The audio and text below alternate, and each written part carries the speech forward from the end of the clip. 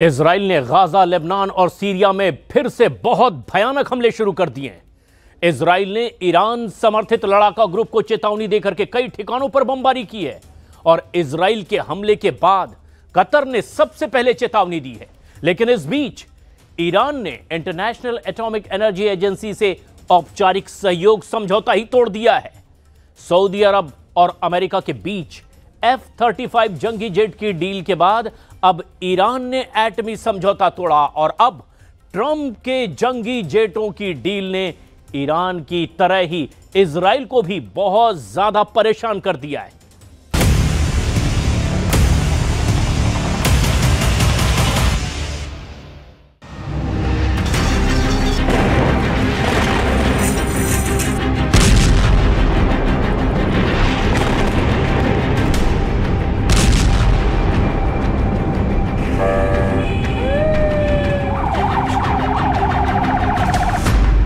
से लेबनान तक फिर भड़क उठी जंग की ज्वाला।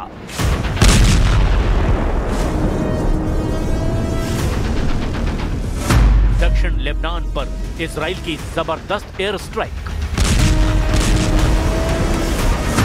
सऊदी अरब से अमेरिका की F-35 डील पर भड़के नेतन्याहू। एक बार फिर इजराइल की वॉर मशीन ने जंग के उन शोलों को भड़का दिया है जो बीते कुछ दिन से चिंगारी बनकर सुलग रहे थे।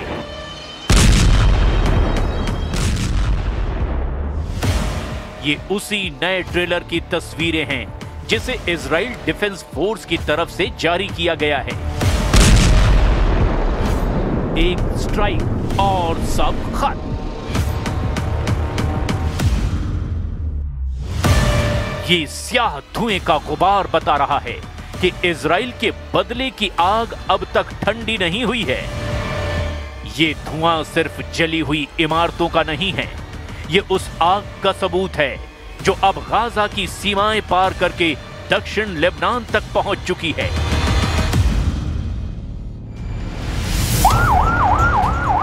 चीखते सायरन, भागते लोग और आसमान से बरसती मौत, ये वही इजराइल है जिसने चेतावनी दी थी कि अगर उसके दुश्मन चुप नहीं हुए तो फिर वो उन्हें चुप कर देगा।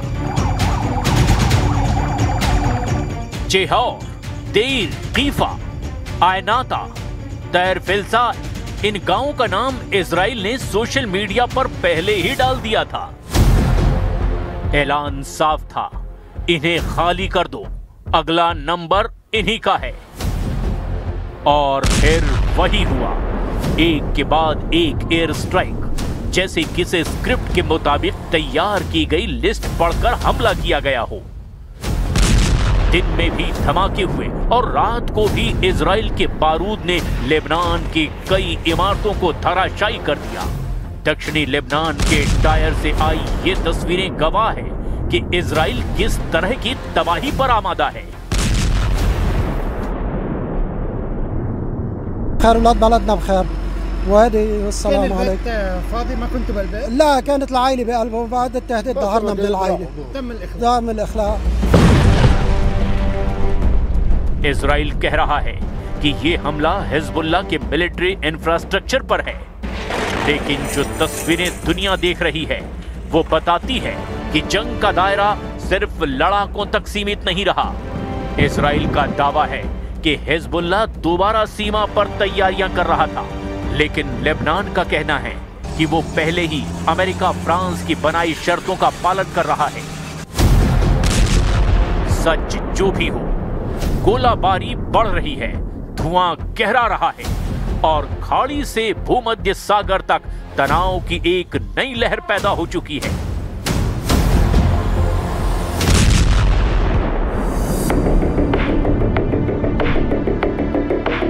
इसे समझने के लिए सीरिया बॉर्डर से आई इन तस्वीरों को भी देख लीजिए। इजराइल के प्रधानमंत्री बेंजामिन नेतन्याहू ने सीरिया में तैनात इजरायली सैनिकों से मुलाकात की। इस दौरान इजराइल के प्रधानमंत्री ने कहा कि ये मिशन न सिर्फ रक्षात्मक है बल्कि आक्रामक रूप से भी अहम है और हालात किसी भी वक्त बदल सकते हैं। מייחסים חשיבות עצומה ליכולת שלנו, גם ההגנתית וגם ההתקפית כאן, שמירה על בעלי בריתנו הדרוזים, ובעיקר שמירה על מדינת ישראל ועל גבולה הצפוני אל מול גולן. זו משימה שיכולה להתפתח כל רגע, אבל אנחנו סומכים עליכם.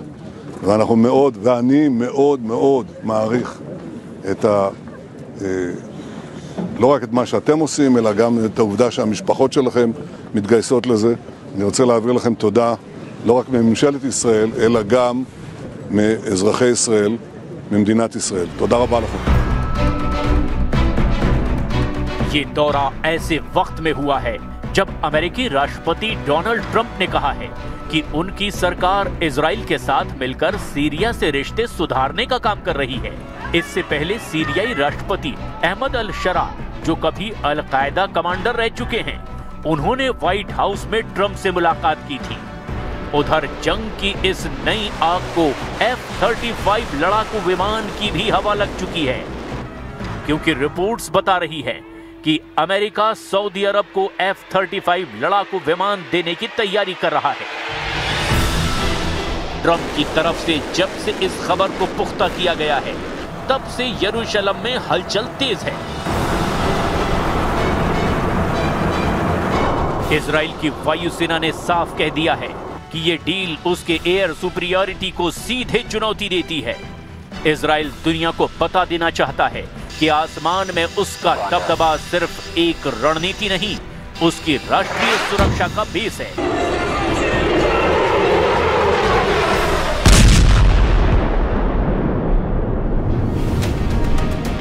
दशकों से वही सबसे एडवांस्ड जेट उड़ा रहा है, वही सबसे तेज हमला करता है और वही तय करता है कि हवा में कौन कितना ताकतवर है। लेकिन सऊदी अरब को F-35 मिलने की संभावना ने अब नेतन्याहू के पावर सर्कल में अलार्म बजा दिया है। अगर रियाद के पास वही स्टेल्थ जेट आ गए जो आज सिर्फ इजराइल चला रहा है, तो सऊदी अरब के पास होने से मिडिल ईस्ट के आसमान का गणित बदल जाएगा। They're going to purchase F-35s. They're buying them from Lockheed, and it's a great plane. We make, by the way, the best military equipment. You saw that during the Iran little skirmish. We make the best planes, the best missiles. We make the best defensive missiles. We make the best military equipment in the world. अब असली सवाल यही है कि आखिर F-35 पर इतना हंगामा क्यों? क्यों इजराइल का सत्ता गलियारा इस एक डील से बेचैन हो उठा है? इसका जवाब F-35 की उस काबिलियत में छुपा हुआ है जो आज दुनिया के किसी भी लड़ाकू विमान को मात देती है। F-35 कोई साधारण फाइटर जेट नहीं, यह आसमान से गायब हो जाने वाला हथियार है। स्टेल्थ तकनीक इसका सबसे बड़ा कवच है। रडार इसे पकड़ नहीं पाते, मिसाइल इसे लॉक नहीं कर पाती और दुश्मन को पता भी नहीं चलता कि खतरा ठीक ऊपर मंडरा रहा है। यही वो क्षमता है जिसने मिडिल ईस्ट के आसमान में इजराइल को दशक भर से अदृश्य ताकत बनाकर रखा है। इजराइल के एयरबेस से उड़ने वाला हर F-35 असल में एक फ्लाइंग कंप्यूटर है। ये सिर्फ बम नहीं गिराता, ये दुश्मन की बातचीत सुन सकता है, कमांड सेंटर हैक कर सकता है और हजारों फीट ऊपर से युद्ध क्षेत्र को ऐसे स्कैन करता है जैसे किसी एक्सरे मशीन ने पूरी लड़ाई की तस्वीर सामने ला दी हो। अब सोचिए, अगर यही ताकत सऊदी अरब को मिल जाए, जिसे इजराइल अब तक अपने पूरे क्वालिटेटिव मिलिट्री एज का आधार मानता आया है, वही हथियार पड़ोस में भी पहुंच जाएगा। और यही बात नेतन्याहू सरकार को सबसे ज्यादा खटक रही है। अमेरिकी राष्ट्रपति की मंजूरी के बाद यह डील अब हवा में नहीं बल्कि जमीन पर उतरने के करीब है। और इजराइल का डर सिर्फ इतना ही नहीं है कि रियाद के पास नए जेट होंगे। डर इस बात का है कि F-35 की टेक्नोलॉजी का एक भी हिस्सा गलत हाथों में पहुंचा तो मिडिल ईस्ट का सामरिक संतुलन उसी समय उलट पलट जाएगा।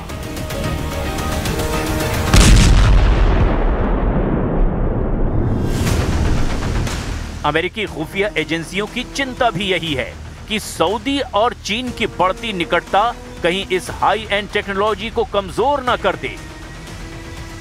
अगर जेट का डेटा, सॉफ्टवेयर, सेंसर या स्टेल्थ कोड लीक हुआ तो F-35 की पूरी बढ़त खत्म हो जाएगी और सबसे ज्यादा नुकसान उसी देश को होगा जिसने इसे सबसे पहले अपनाया, यानी इजराइल। और इतना ही नहीं, सऊदी अरब को मिलने वाला ये पैकेज सिर्फ 2 स्क्वाड्रन का नहीं बल्कि एक ऐसे सुरक्षा गठजोड़ का हिस्सा है जो ट्रंप प्रशासन खाड़ी देशों के साथ करना चाहता है। इजराइल को डर है कि कल को यूएई, कतर या मिस्र भी इसी कतार में आ गए तो वो मिडिल ईस्ट में इजराइल सोलो पावर वाली अपनी रणनीति खो देगा। अब बात करें इजराइल की असली बेचैनी की, तो उनका कहना है कि अगर रियाद के पास F-35 आया तो वो सिर्फ बचाव के लिए नहीं रहेगा। सऊदी की निगाहें ईरान पर है और ईरान की निगाहें हर उस देश पर है जो उसे चुनौती देता है। यानी F-35 आकाश में या तो तेहरान, रियाद, यरूशलेम, इन तीनों की रणनीतियां नई रेखा से लिखनी पड़ेंगी।